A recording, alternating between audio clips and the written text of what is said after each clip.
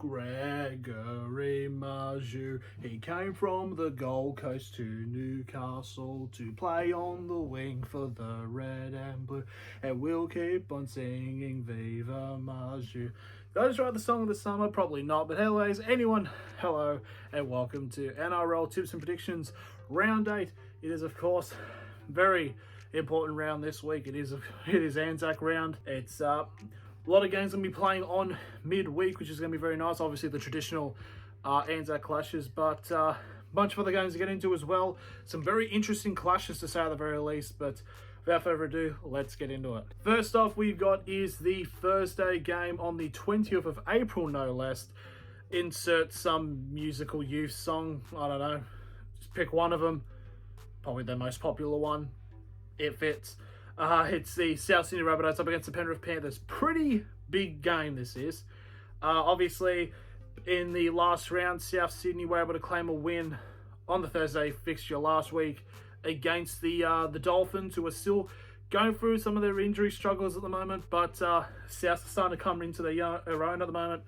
And you got the Penrith Panthers, who probably played very terribly, but were just good enough to get a golden point win over the Newcastle Knights. But it's going to be hard looking into this game. It's obviously, it's a 2021 grand final again, and this was also the preliminary final last year. So this is kind of turned into a bit of a modern rivalry, can you call it? I mean, in fairness, literally any time a Sydney teams play each other, it's now considered a rivalry. Hell, I feel like every game in the NRL now is somehow a rivalry, but there's like some sort of power rankings which differentiate it. But obviously, Panthers have had the favours over the last couple of years. I'm trying to think, because this game is very much probably the hardest of the round to pick. It's like on the one hand, you had Panthers who played not that great to start the game against the Knights, but obviously did end up coming back and winning. Rabbitohs also looked very good in the latter parts of the second half. So it's two teams that like to finish strong late. It's going to be very close like their last couple of meetings. And as much as I don't want to say for South fans, because I know for some reason I don't tip them, but that's just how it is. I do think Penrith will continue their sort of dominance over, and I won't say dominance, but like winning form against the Rabbitohs this week. And I think, Penrith are going to get another win on the board. Moving on straight to Friday, as it's the 8 p.m. game. Obviously, there's two games on Tuesday on actual Anzac Day, so there's going to be only a few games throughout the week. And you've got the Parramatta Eels against the Brisbane Broncos. So the Brisbane Broncos last week, what'd they do? The Broncos were in a very interesting clash, obviously getting a 43-26 win over the Gold Coast Titans. And the Parramatta Eels won a 30-6 game against the Canterbury Bulldogs in what I've dubbed it the mid-derby. Obviously, this game's going to be up in Darwin, so it's going to be stenchy. It's going to be very humid. It's weird. It's like, I do understand that this is like a type of game that Parramatta can come out to play. Obviously, they have got some little bits of momentum, but it's Brisbane. Brisbane should realistically win this, so I'm going to tip Brisbane. Knowing how that's going to go, Brisbane will probably end up losing, but I think we're safe tipping Brisbane to win this game. And you should be too. Put your house on it. Now we go on to the Saturday games, and we have the Canterbury Bulldogs up against the Cronulla Sharks. The Sharks last week had a very good win against the Sydney Roosters. I mean, in fairness, the Sydney Roosters kind of have something called disciplinary issues at the moment. Had 3 players sin bin last week against the Sharks. And the Bulldogs, who are coming off a very sizable loss against the Parramatta Eels. It's just the amount of injuries that the Bulldogs just keep getting. It's like, it's going to get to the point they're going to have to play their New South Wales Cup side. Like, it's weird. I like the Bulldogs. I like them to do well, but it's just, they've got every card put against them here. And I have to tip the Sharks to win this game. It's just purely based on the Sharks having not the extent of injuries that the Bulldogs have.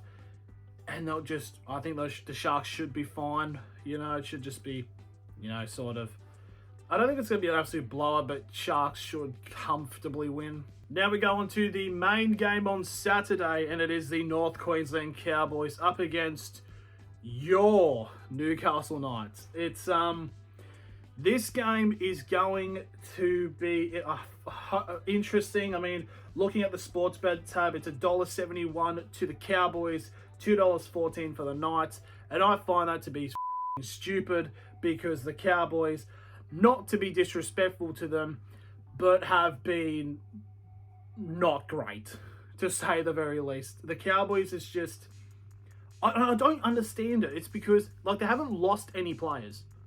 Yes, they lost Hamiso Tabuai-Fidow, but realistically, it's still the same team from last year. Just, I don't understand why this team last year made the preliminary final, but this team, almost the exact same now this year, are second last. It makes no sense. Obviously, you're not going into the Knights team. Was worried about having Jaden Brayley out in our first game against Penrith.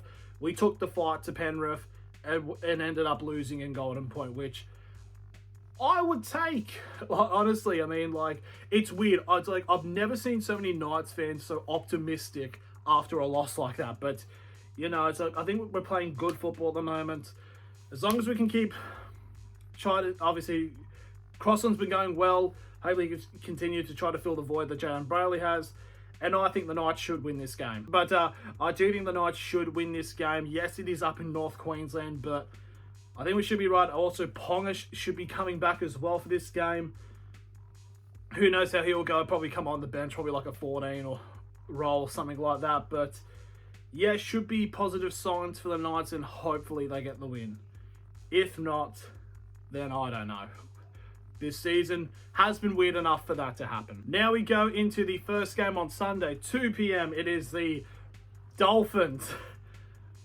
I've been throwing around trying to say Redcliffe, but I'll just say it is the Redcliffe Dolphins up against the Gold Coast Titans. Obviously, the Redcliffe Dolphins on a bit of a slump at the moment, obviously, because injuries have been starting to plague them a little bit, but these players are starting to slowly come back. But last week they did end up with a loss against South Sydney. And the Titans were kind of in the game last week against the Broncos, but unfortunately the Broncos just end up running away with it. So this is, again, another one that's going to be very hard to predict. It's going to be very close, but, oh yeah, we're pulling this bad boy out. The shoe-in of the week. We're two from two. What does it say? Yeah, you really should be paying your taxes, you know. That's like a lot of subsidied equity. But anyways, it's heard. And you know what it says. The Gold Coast Titans will beat the Redcliffe Dolphins. If it gets it wrong, it's getting hung. Thank you for your wisdom. Let's see if it goes 3 for 3. Because honestly, it'd be a bit weird if a shoe is the deciding factor of like, oh, cursed. They're cursed now. But yep, that's what the shoe says. Titans are beating the Dolphins. Now we go into the 4:05 kickoff on Sunday, and it is the West Tigers up against the Manly Sea Eagles. I know this is going to be a repeated joke because everyone's going to make it, but the Tigers beat the bye. Oh, you know, they actually got points now. That joke's not been repeated, but obviously the thing is, though, the Tigers have been playing actually like okay. But obviously the last game was the Easter Monday match against Parramatta. But then Adam Dewey and Brent Naden got injured and are out for the season. So it's, oh boy. Then you got the Manly Sea Eagles. On the other hand, you got a very gutsy win against Melbourne. In a game where they were kind of outsiders, but Manly just hunkered down in, I would say, very scrappy game. Like sin bins somewhat, you know, around. But yeah, I do think Manly did very well to get that, and Manly should win this game. If not, I think anyone who actually gives the Tigers the first win is going to get dunked on relentlessly. Now we go on to Tuesday. Of course, it is the Anzac matches, and we're starting off with the traditional Anzac clash, even though both games have been played, but this is the more traditional one, to say the least. It is the Sydney Roosters up against the St. George Illawarra Dragons. Obviously, the Roosters are coming off disciplinary issues in their last game against the Sharks, and the Sharks were able to run away with the game. And the Dragons were in a very, well, dare to say, very boring game against the Canberra Raiders. It did end up being relatively close, but the Dragons, after they got the first try with about a couple of minutes to go in the first half, they just didn't really seem all there until later on when Canberra kind of relaxed a little bit. This game can go either way, which is, I understand, a little bit weird looking at the markets going at the moment.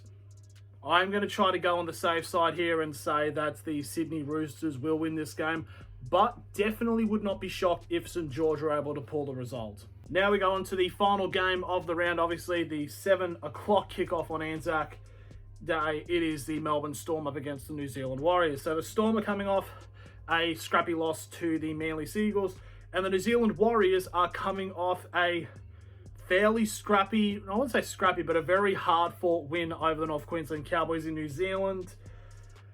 This is a game as well that can go either way. Gonna go bold with this one. I think the Warriors can beat the Storm.